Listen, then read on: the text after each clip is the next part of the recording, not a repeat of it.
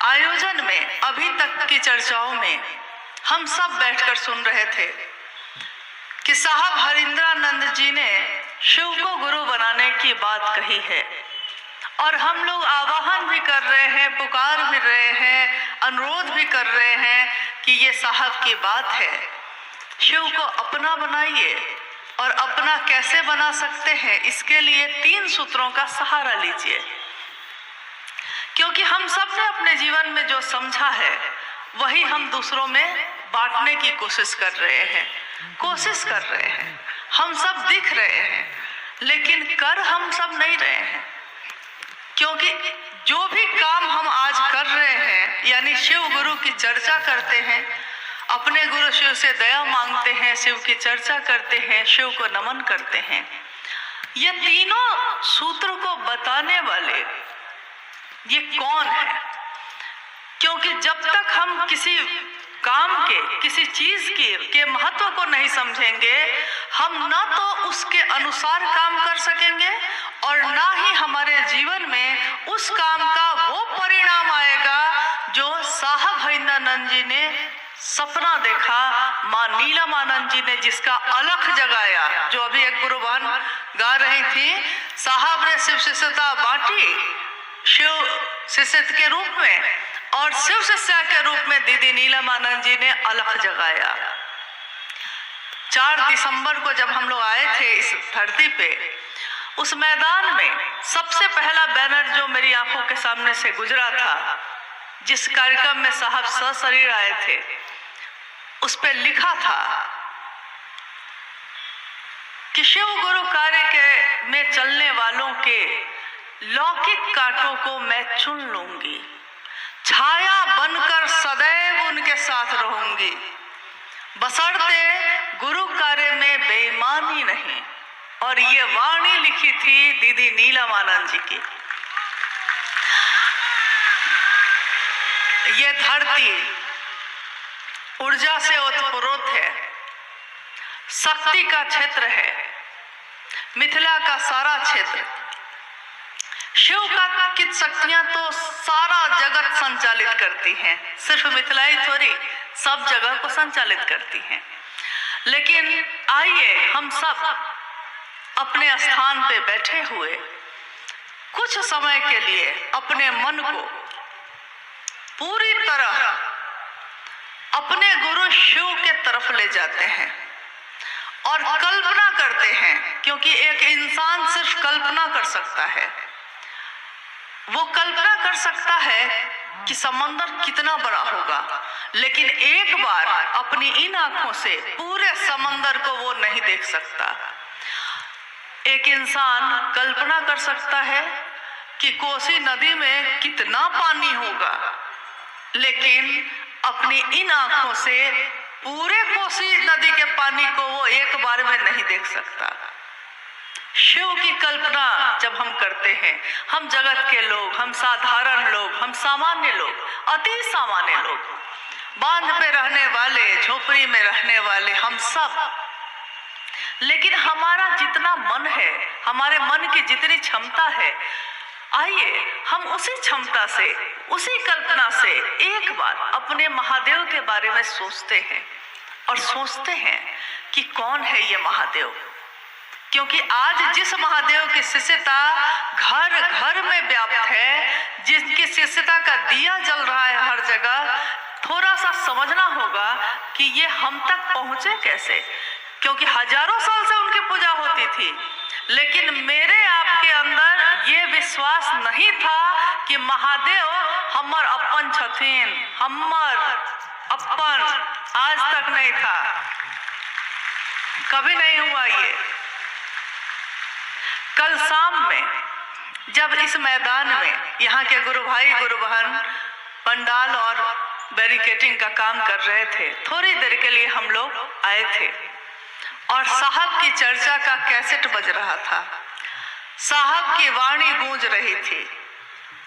ये धरती आपका, वो महादेव को कह रहे हैं उस चर्चा में, ये धरती आपकी, ये जल आपका, ये अग्नि आपकी, ये हवाएं आपकी, ये आकाश आपका, सब कुछ कुछ महादेव आपका। ये पंक्ति सुनकर बिल्कुल मुझको कोई संशय नहीं है कि मेरे साहब आज यहाँ उपस्थित नहीं है। मैं उन्हीं के साथ आई, हमेशा हम सब उन्हीं के साथ तो जाते हैं।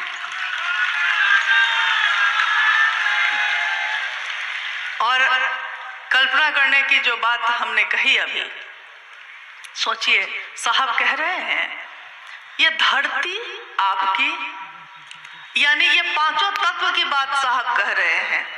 5 तत्व से दुनिया बनी, 5 तत्व से हम और आप बने, ये शरीर बना। शास्त्र कहते हैं और हमारे विद्वान कहते हैं कि जब ये दुनिया नहीं बनी थी, महाशून्य था, कहीं कुछ नहीं था, सब कुछ शांत, कुछ भी घोर नहीं था, अघोर अवस्था में, यानी कि कहीं कोई तरंग नहीं, कहीं कोई हलचल नहीं, महाशून्य था। उस महाशून्य में शिव की जो शक्तियां सोई थी, सुषुप्तावस्था में थी, उस शिव ने, कहते हैं ना अकेले रहते रहते कभी वो ईश्वर भी तो परेशान हुआ होगा, उस शिव ने इच्छा की, एको हम बहुश्याम, मैं एक हूं बहुत हो जाऊं। और शिव की इच्छा में इतना बल है, इतना बल है कि शिवेच्छा बली यसी, शिव की इच्छा से बड़ा बल कोई नहीं। शिव ने इच्छा की, इच्छा करते ही सृष्टि, यानी ये दुनिया सृष्टि बनी, तुरंत सृष्टि की इच्छा की है और सृष्टि बनी है। आकाश बना, वायु बनी, अग्नि, जल और ये मिट्टी। एक बार मैंने साहब से खुद पूछा था कि साहब हम एक सामान्य इंसान हैं, हम शिव की कल्पना नहीं कर पाते, लेकिन वो शिव, उनमें कितनी ताकत आखिर होगी। आदमी सोच तो सकता ही है कितनी ताकत होगी, कितनी ऊर्जा होगी, कुछ तो उसके बारे में उदाहरण दिया जा सकता है।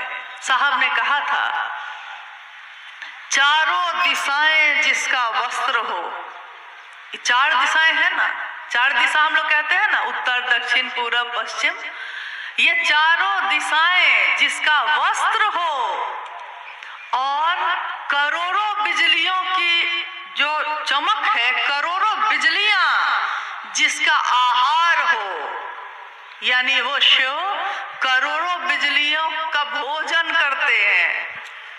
और ये सबसे नीचे का तत्व माना गया है, यानी सबसे स्थूल, नीचे का नहीं, स्थूल, जिसपे हम अपने 5 ज्ञानेंद्रियों से हम उसको छू सकते हैं, सूंघ सकते हैं, स्वाद ले सकते हैं, आंखों से देख सकते हैं, सुन सकते हैं। हमारी 5 ज्ञानेंद्रियां काम करती हैं जिसपे, वो है मिट्टी। और साहब कहते हैं कि ये क्षिति का तत्व जो है, ये मिट्टी का जो तत्व है, इस तत्व में कितनी ताकत है। उन्होंने कहा कि करोड़ों बिजलियों की चमक एक साथ, अगर वो करोड़ों बिजलियां गिरे तो जितनी ताकत होगी, मिट्टी के एक परत में, एक कण में वो ताकत है। कल्पना करिए जरा, मिट्टी जिसको हम अपने पैरों से रौंद देते हैं, जिसके सीने को फाड़ के बिया लगाते हैं तो अनाज होता है और हम आप खाते हैं। सोचिए, उस मिट्टी की ताकत इतनी है कि आदमी आज तक सोचा कि बना सकेगा, मिट्टी नहीं बना सका।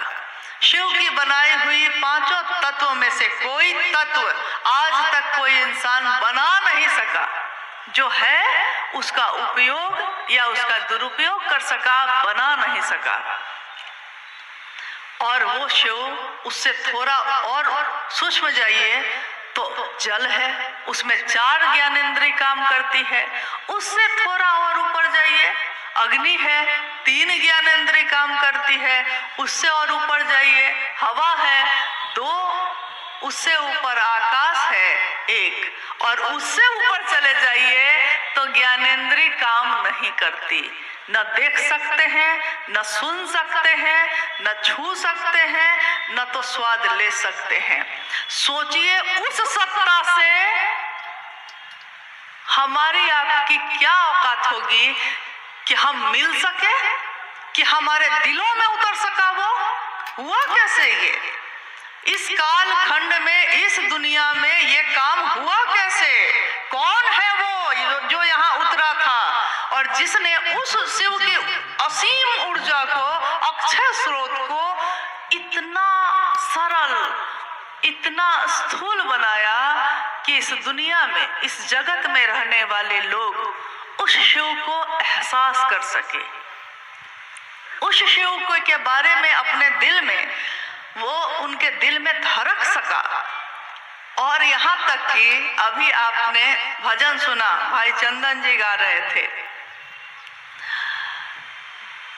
जे कहियो शास्त्र पुराणों न पढ़ ले। जो शास्त्र और पुराण नहीं पढ़ा, कहते हैं, साहब ने कहा है कि शिव ज्ञान देते हैं तो शास्त्र आरेखित होते हैं।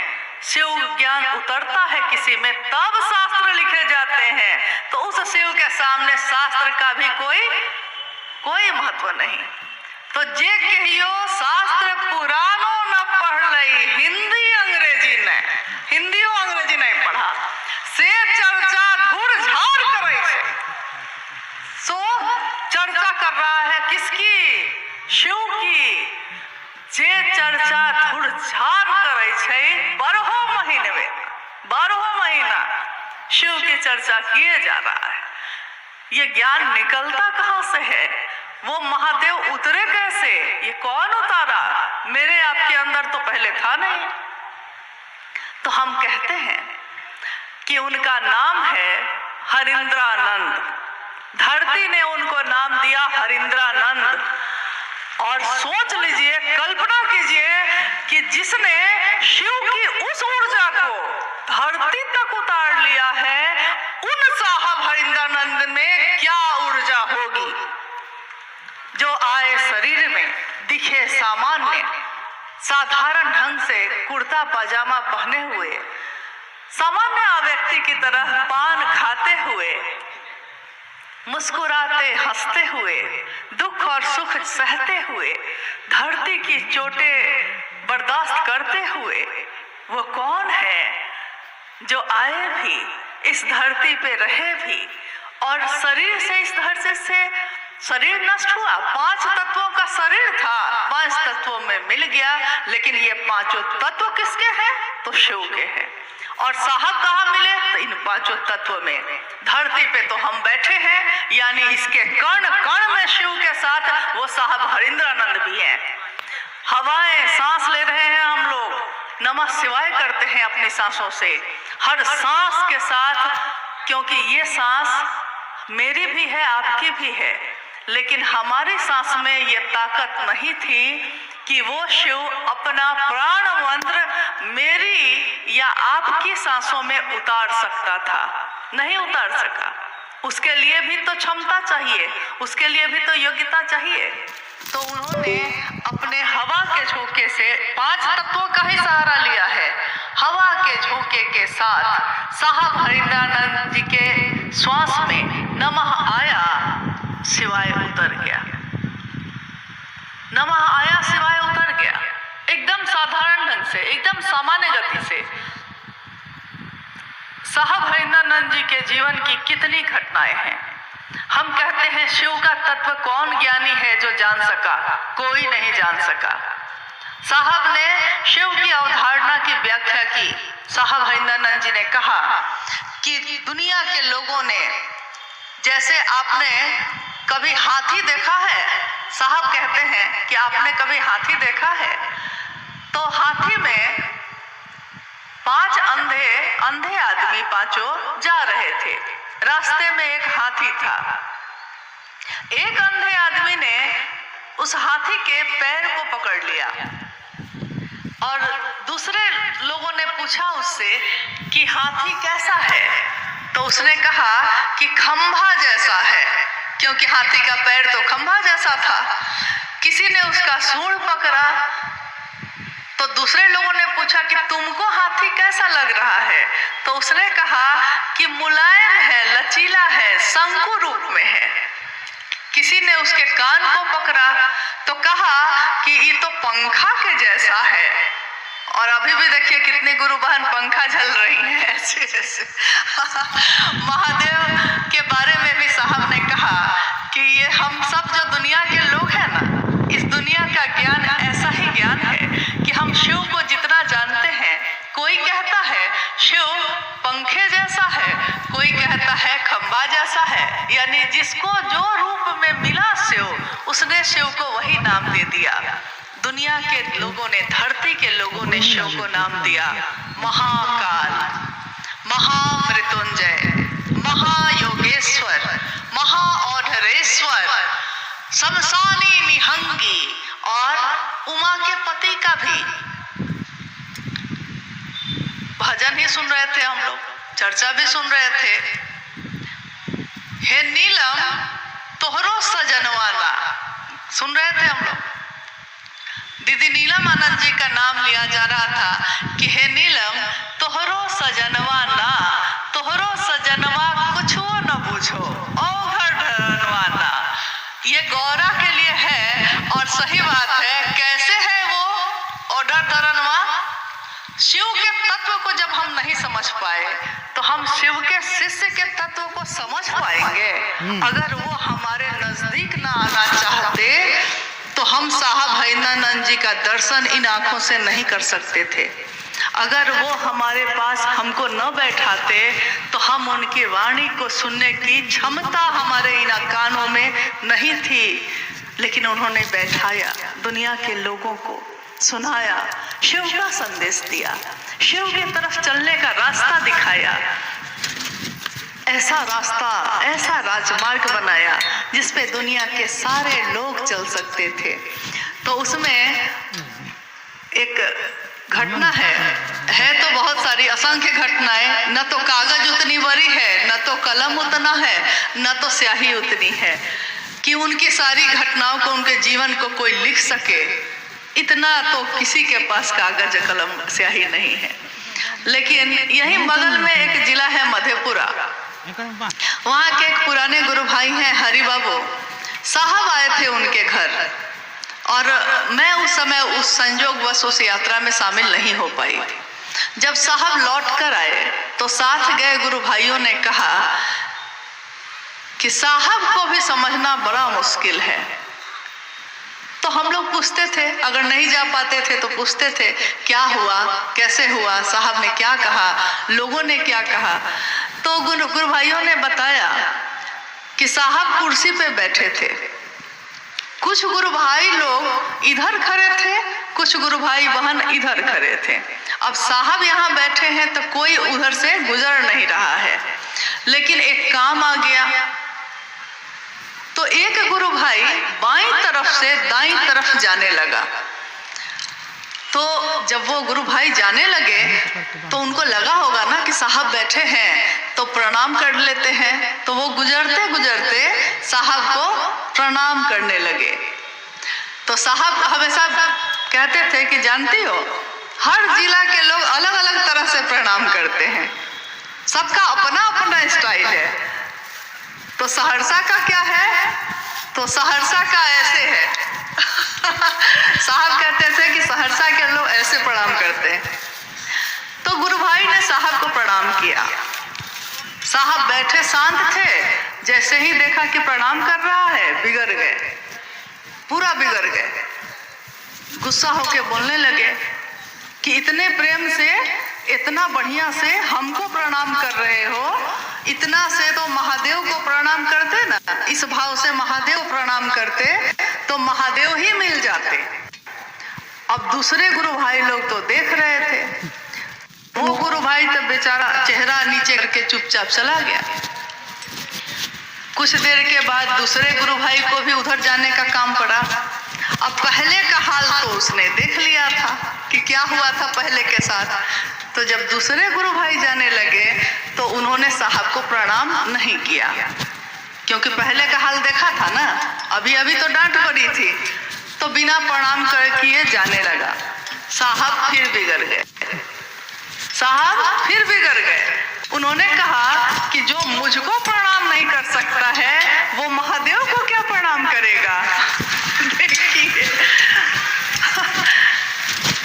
ये तो शिव के शिष्य का तत्व है जो हम शरीर में आए लेकिन हम आप नहीं जान सके। तो ये शिव को गुरु बनाने की बात, शिव के तरफ चलने की बात और तीनों सूत्र करने की बात साहब हरिनानंद जी ने जो बताया है जगत के लोगों को, इस बात में शिव से जो उतरी हुई ऊर्जा है उनमें, अगर हम उनके आंखों के अनुसार, उनकी सोच के अनुसार, उनके सपने के अनुसार इस काम को करते हैं, इन तीनों सूत्रों को करते हैं, तो जानते हैं वहां न तो मेरी ताकत काम करेगी न आपकी, वहां काम करेगी स्वयं उन्हीं की ऊर्जा, उन्हीं की ताकत। क्योंकि उन्होंने कहा कि जहां भी मेरे विचार जाते हैं मैं ही तो जाता हूं, लेकिन हमको याद रखना होगा कि ये विचार उनके हैं। क्योंकि जब जगत में हम जाते हैं तो बहुत जगह ऐसा भी होता है कि सामने वाले को लोग पकड़ लेते हैं, ये भैया यही हमको जोड़े हैं, ये दीदी यही हमको जोड़ी हैं, तो मेरे लिए तो सब यही न है। लेकिन मेरी जिम्मेदारी क्या है, आपकी जिम्मेदारी क्या है उस समय कि हमको बताना पड़ता है कि नहीं भैया, ये वाणी है साहब हरिनानंद जी की जो शिव ने खुद उनमें उतारी और जगत के लोगों के लिए उतारी है। मेरा काम बस है संदेश वाहक का। जैसे कोई डाकिया डाक लेके आ जाता है, चिट्ठी लेके पहुंचाता है, चिट्ठी लिखा कोई और है, पहुंचेगा कहीं और, बस हमको पहुंचाना है, इतना ही है हम लोग का काम। तो याद रहे कि सड़क पे चलते थे हम, जैसे कोई सांप सड़क पे चलता है तो लोग डर जाते हैं और लाठियों से उसको मार मार के भगा देते हैं, लेकिन उसी सांप को गलती से भी अगर वो शिवलिंग पे चला जाता है तो उसकी पूजा होती है। हमारी आपकी भी वही स्थिति है। शिव की बात करते हैं तो पूजा होती है, शिव की बात करते हैं लोग सम्मान देते हैं, प्यार देते हैं। जिस दिन अपनी बात कहने लगेंगे कोई प्रणाम नहीं करेगा, कोई प्रेम नहीं करेगा। तो मेरे गुरु शिव की बात, आपके गुरु शिव की बात लोगों तक इस जीवन में हम पहुंचा सके, दीदी नीलम आनंद जी के सपने को पूरा कर सके। उनकी आंचल की छाया क्या अभी इस मैदान में नहीं है? क्योंकि कल तक तो इस मैदान में बहुत धूप थी, आज ये छाया कैसे हो गई है? कल तक तो बहुत धूप थी।